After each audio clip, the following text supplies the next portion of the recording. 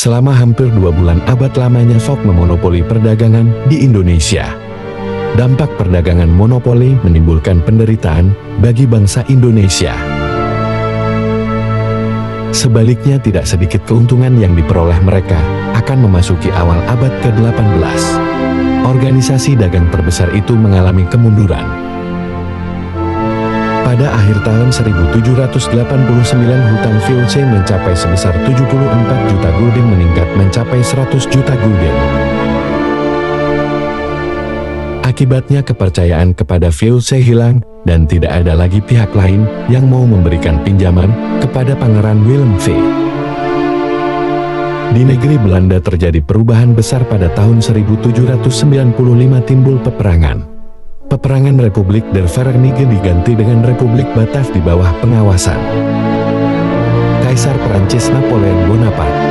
Adalah seorang pemimpin militer dan politik Prancis yang menjadi terkenal saat Perang Revolusioner. Sebagai Napoleon I, dia adalah Kaisar Prancis dari tahun 1804 sampai tahun 1814. Pangeran Willem V terpaksa melarikan diri ke Inggris dan tinggal di Kau.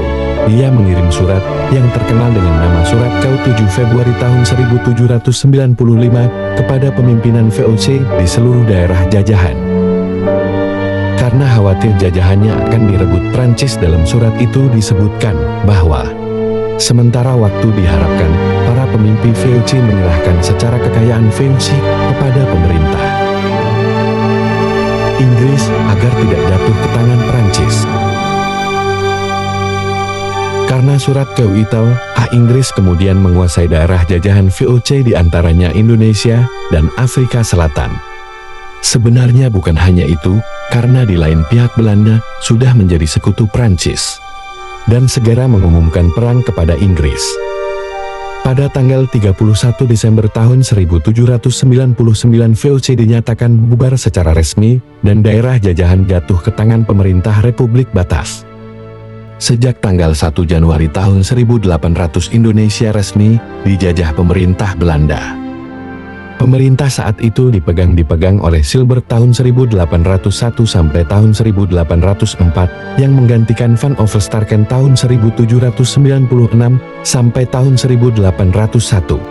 Pada tahun 1804 komisi itu berhasil menyusun sebuah reglemen untuk daerah jajahan di Asia.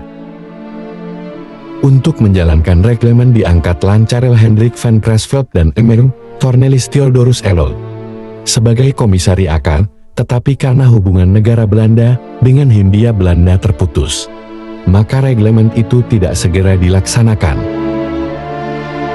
Kedua orang itu tidak berlayar melalui Tanjung Harapan, karena saat itu Afrika Selatan telah dikuasai oleh Inggris. Karena itu, mereka bertolak ke Amerika, kemudian rencananya dari sana akan melanjutkan perjalanan ke Indonesia.